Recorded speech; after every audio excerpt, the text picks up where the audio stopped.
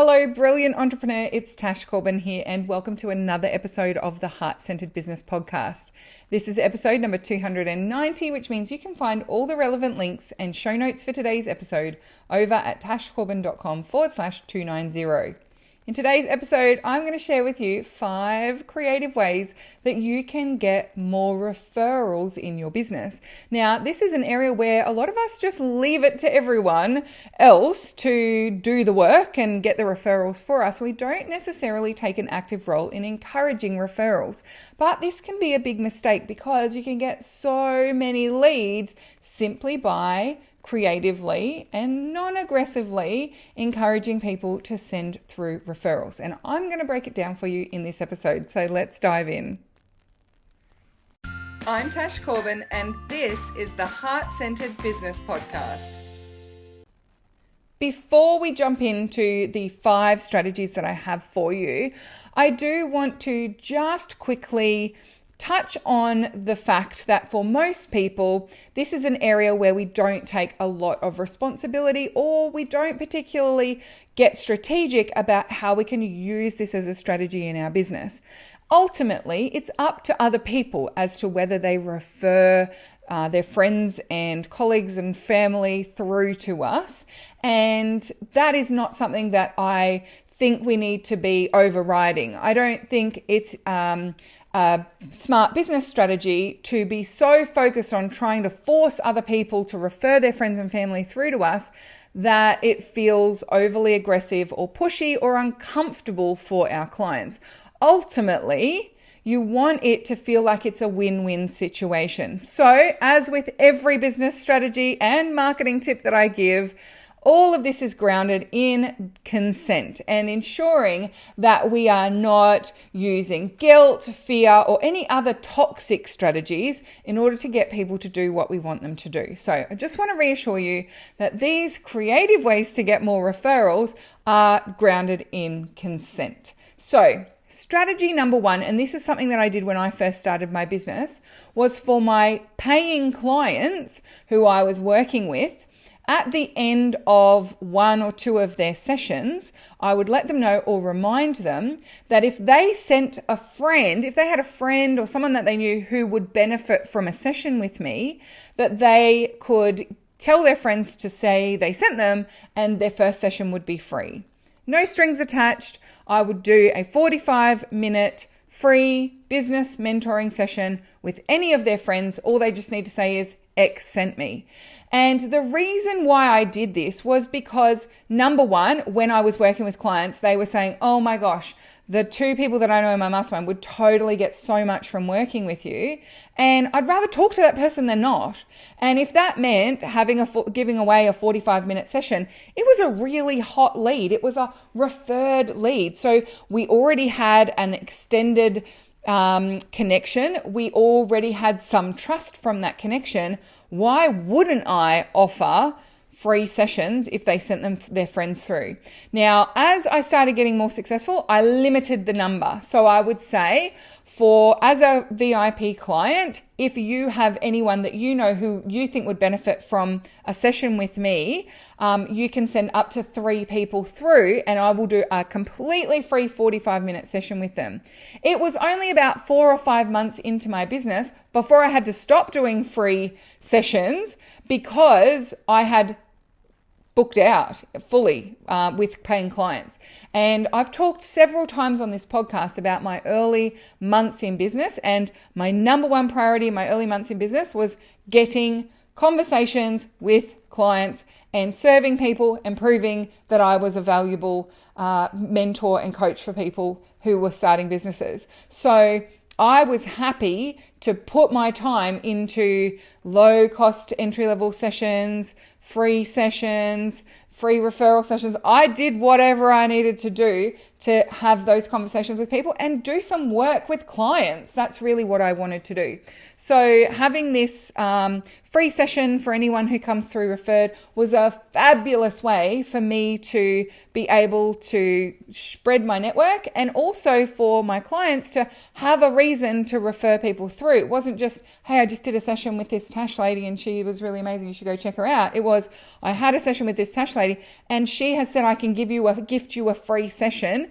All you need to do is just email her and say I sent you, and she will do a free 45-minute session with you. And she's amazing, right? So it was a much stronger case for referral if people did then send through those emails to their friends. So a really, really simple one. I also had some suggested words in my follow-up email from their first session.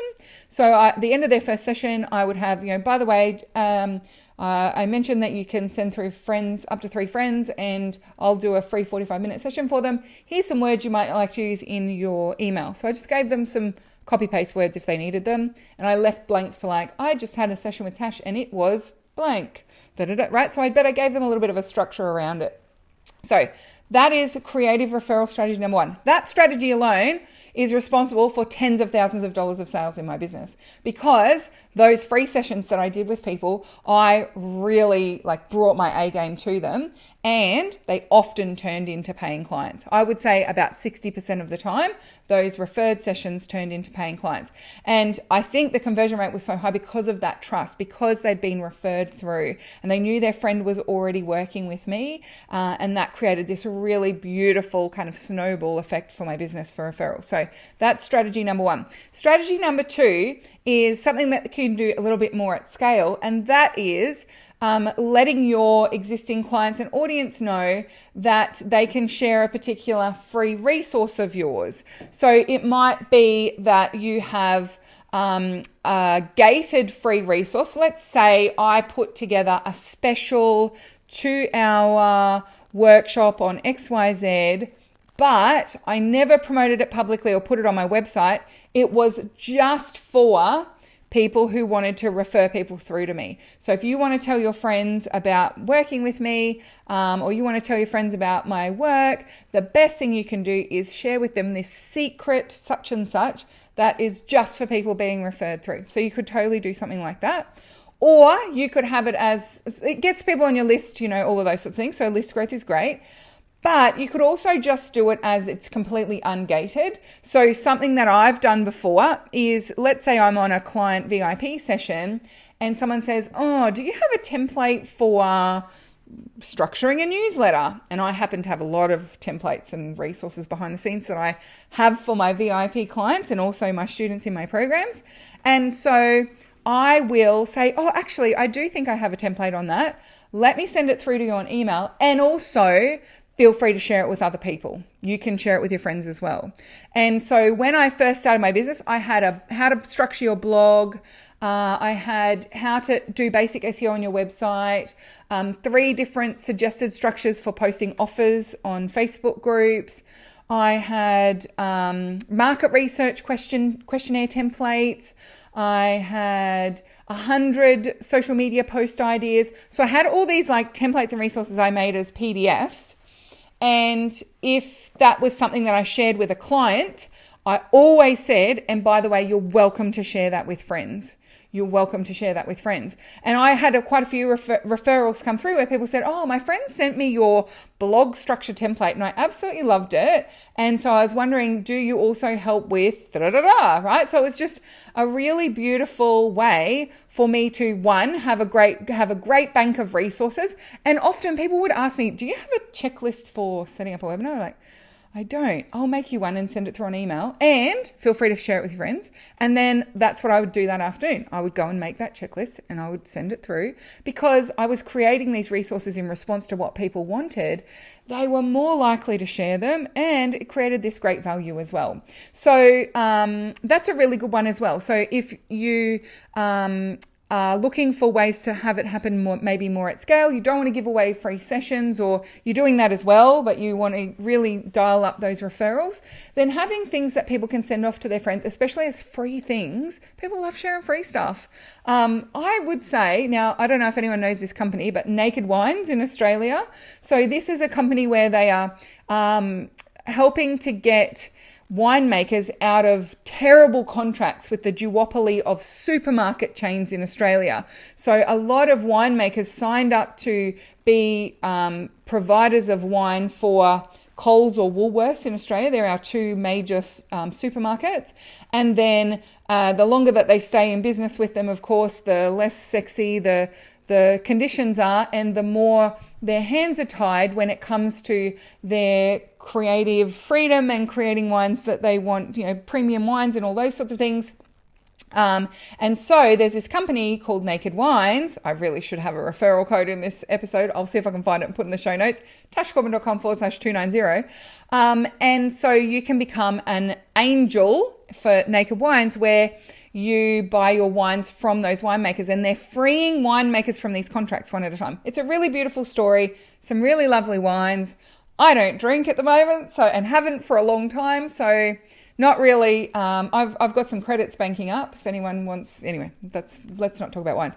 But I was going to say I would have received probably 30 Naked Wines vouchers for $100 from friends and family members over the years. People who sign up to get a box of wine from Naked Wines, or they buy something and Naked Wines sends out these vouchers. $100 off your first box of wine, $100 off your first box of wine.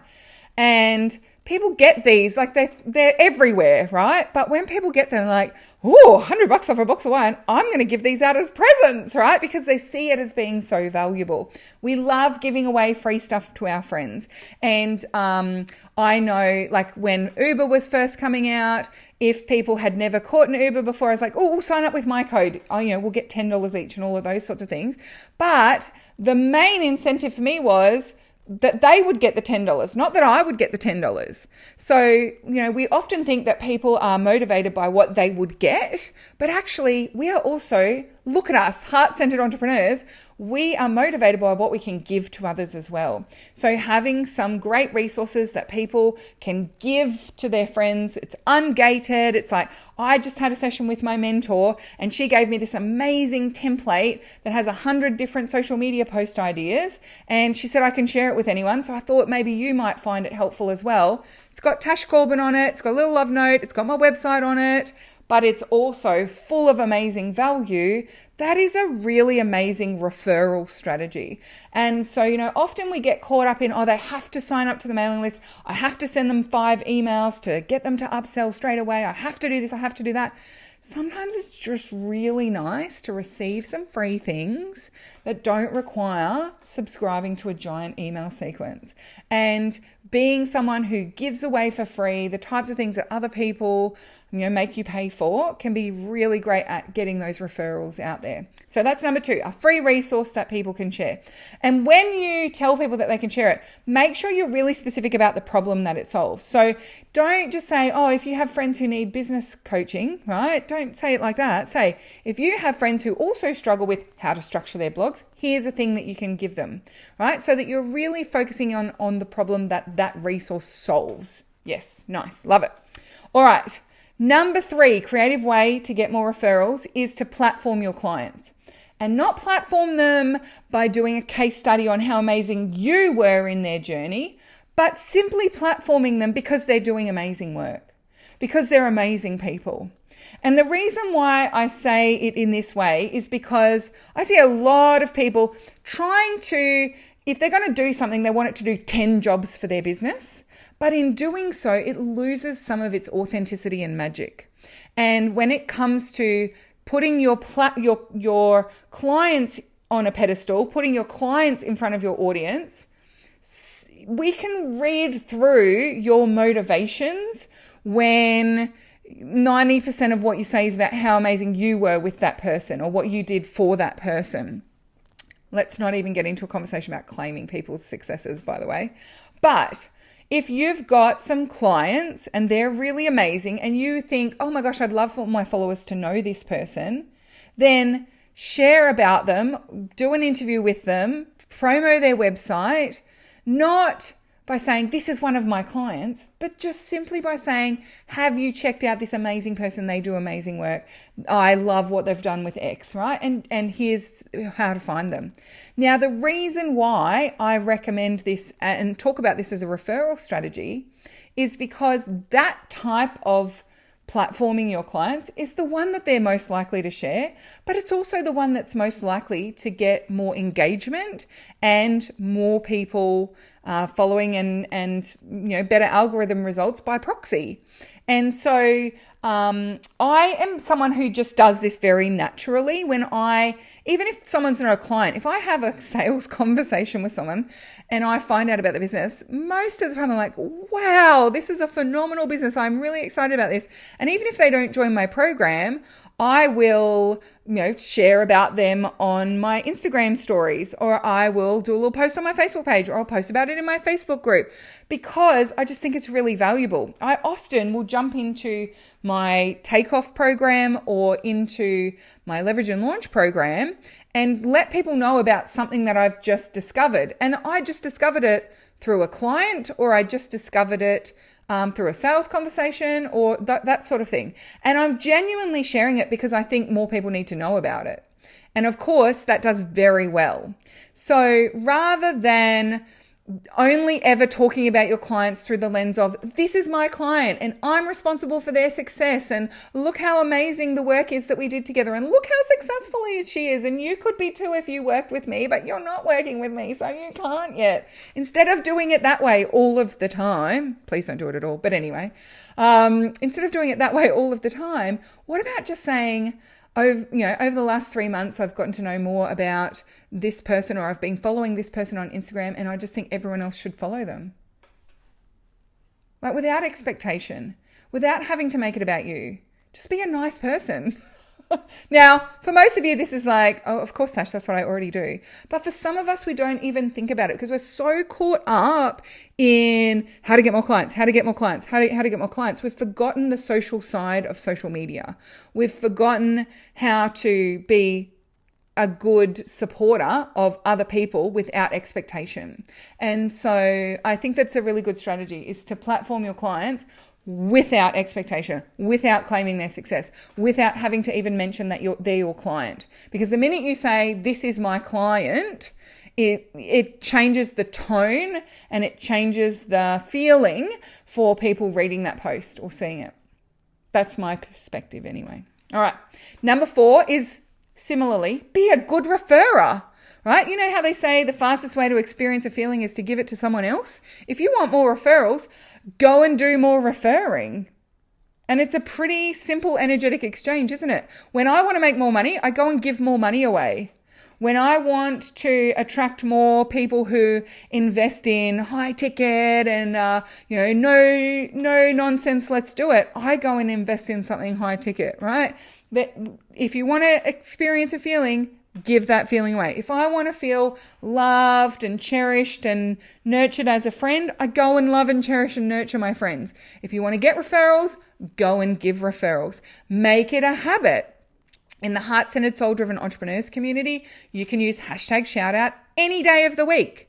Any day of the week. You can go and shout out to someone who you admire or whose work you think is amazing or that you think everyone should know about. You can go and shout out to those people any day of the week. And we used to have shout out on Sundays, and people were like, oh, I always forget to do it on Sundays. Can we just make it any day of the week? I always forget. So we took it away from Sundays and said it was always any day of the week, but also on Sundays. We took it off Sundays and we made it any day of the week. And I reckon there's been 12 shout outs in the last 2 months. There's been hardly any. And if you become a solid referrer, a solid shouter-outerer, then you are going to find that makes you an energetic match for referrals. And it's not just an energetic thing, it's also a physical, tangible thing. When I get lots of referrals from someone, they say, oh, Kerry sent me away. Guess what I do? Send some people to Kerry, because it feels like, oh, we're in this amazing reciprocal relationship. So send more people to the way of people that you know and trust and that you think are amazing. Make sure that you're actively looking for people you can refer to them. Yes, beautiful. Now, another little thing on this is that often people will get in touch with me and they say, oh, I'm not sure if this program is right for me or not, and here's my business and all that sort of thing. And I will say, send me a big debrief on this, and this. And if I'm not the right fit, I will find someone to send you to, because I know a lot of people and I generally am able to refer you through to someone who I recommend. And so that's actually another thing I do. when it comes to having conversations with people, I often will be on the receiving end of a message that says, oh no, it doesn't really feel like a fit. Sorry, I can't help you. And I understand, people are busy and, all of those sorts of things. But at the same time, it's a very closed off, no, I can't help you. And it doesn't necessarily create a relationship between us. We could still have a relationship and I could still refer others to you now that I have more clarity around what you do, but you just kind of shut me out. And so for me, I think it's a really beautiful act of service, not just to the people you're referring people through, but also the people who are asking, to keep this up as a collaborative relationship, right? Just because someone is not the right fit for joining my takeoff program doesn't mean I want them to go away. It just means I don't want them to buy from me, right? I don't want you to buy the takeoff program. It's not the right fit. Go and work with this person. I think that is absolutely more of a fit. And I look forward to us keeping in touch with each other, right? We've got to look at this as a long-term growth snowball. And I think we're very quick to cut things off and, cleanse people from our lists. I see this all the time, and cleanse people from here and unfollow these people and remove all of these people. We're decluttering our networks, when ultimately that network doesn't necessarily need to be of value to you in this instance for it to be of value.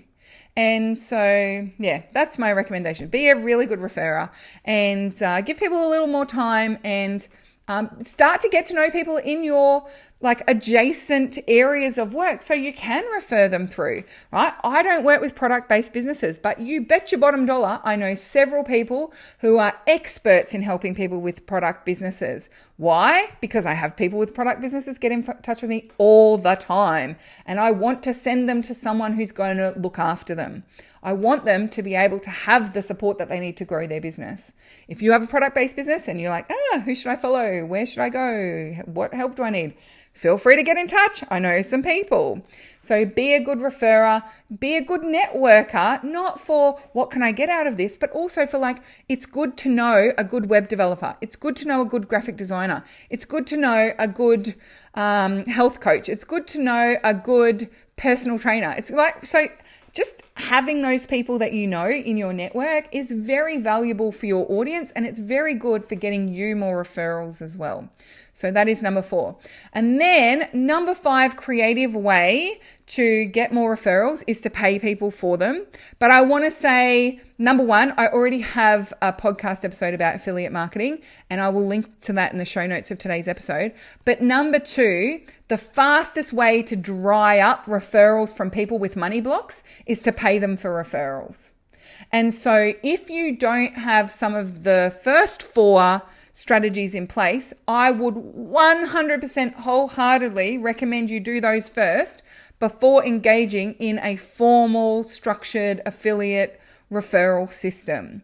I share about this all the time. The first time I opened up my affiliate program, I went from getting 500 to 600 referrals of people joining my list every single month through referrals to 50. And the reason being was that when I didn't have an affiliate program, people were shouting from the rooftops about me. They were telling their friends, they were shouting about the group. We'd have hundreds of people join the Heart Centre community every single week. They were just coming from everywhere because everyone wanted to talk about what I was doing, our community, and the way that I was teaching business and marketing.